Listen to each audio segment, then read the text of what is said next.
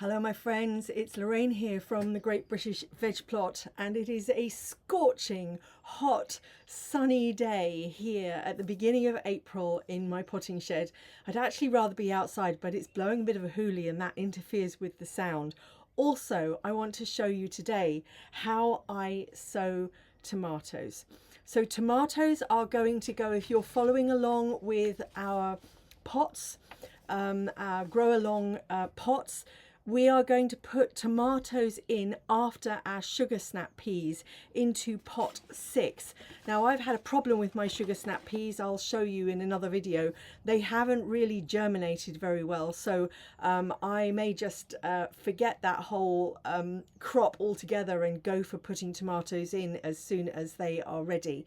But currently my tomatoes are in seed form. I haven't sown any tomatoes, and this is normal for me. I often don't sow them till the beginning of April. There are a lot of people let's get the tomatoes growing and growing. They need warmth to germinate, so I usually germinate them in the house. I usually germinate them with a little bit of heat from my propagator, and what I find is they germinate quite quickly, and then they start to grow long and leggy, and I don't have any artificial heat in my greenhouse. So what happens then is they just grow longer and more leggy, and they need to be potted on, and there isn't enough light, and they get a bit unwieldy and don't necessarily do as well as they could. So the beginning of April is when I sow my tomatoes. So if you want to, please join in and play along with me. I am actually going to sow 6 varieties this year. Not a huge number of each of them, but I am going to sow 6 varieties. I'll tell you what they are. These 3 are saved seeds. So this one is a yellow tomato that I actually bought from one of Charles Dowding's open days. I think it's called Sonnegold, and it is a big yellow ox heart tomato, one of my favorites, because when you cut it, there are very few seeds. It's solid flesh, really tastes delicious, and is a good meaty tomato. So that's the first one I'm going to sow.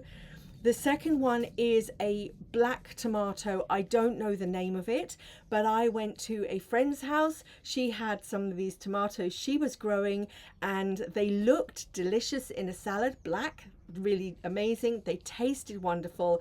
And what we did at the end was scooped out some seeds. So I've got them in the packet here, and we're going to try that one. It's called Lucy's Black Tomato because Lucy is the friend who gave it to me, but I don't know the actual variety.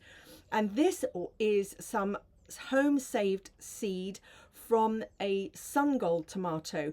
Somebody has suggested to me that Sungold tomatoes don't come true from seed. I've never heard that before. I've never grown them from my home saved seed before. So let's see what happens. Sungold tomato is a little cherry tomato, very, very sweet, very easy to grow, totally and utterly delicious, and another one that's really, really good in a salad or just to kind of eat straight off the vine. I know that when my grandchildren were here last year, they were just picking them straight off the plant. Now I have 3 packets of seeds, proper packets of seeds. This one, which is one of my standard, I grow this every year. It's a green zebra tomato. It is green. It actually ripens as a green tomato, but it's not at all bitter. It's got a little bit of a flavor, bit like eating an apple, but it's a cross between an apple and a tomato, if you can imagine that. Again, another one really pretty in salads, and totally delicious and easy to grow. I absolutely love big tomatoes, and this is one of my favorites, Tomato Mamonde. Lovely big red fruits, and if you cut them with the vine, they just look spectacular. And this one, which I have grown before, but I haven't, I ran out of seed, and this is Indigo Rose. It is, as you can see, a black and blush tomato, black and red. Another one that looks stunning on a plate. Once again, I'm trying to grow things that you don't get in the supermarkets, and these are all worthy, in my opinion, worthy of growing. So let's give this a go and see what we can grow together.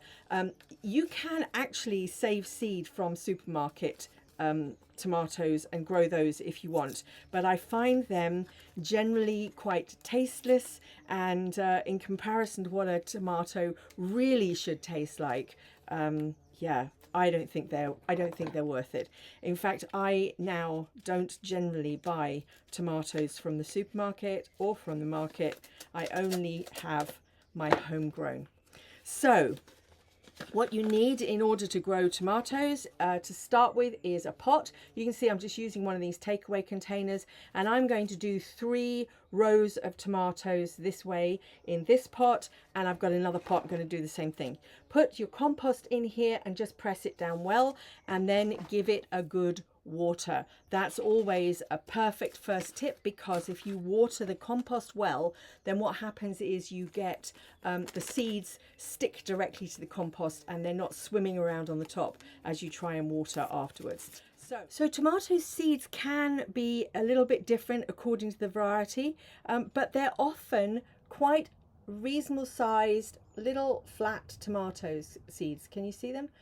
These ones are actually from one of my Marmande tomato plants, tomatoes that I harvested last year, and I'm just going to sow those on the surface of the compost. So the way this works to sow the tomato seeds is I just put them in a line. So now you can see I've got 3 lines. One is the Marmande tomatoes, one is the green zebra tomatoes, and these little ones here are the indigo rose tomatoes. And all I'm going to do now is simply cover them up with a little bit of compost. And I've got this pot here.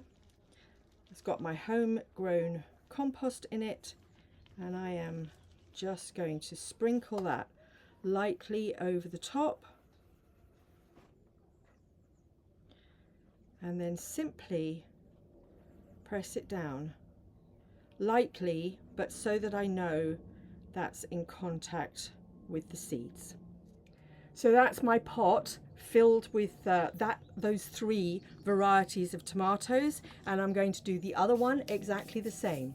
Then what I will do is water them well. I will label them. I've forgotten to bring my labels out with me, but I will label them so I know what's in each one. And these are going to go into my utility room and in the sun there to germinate.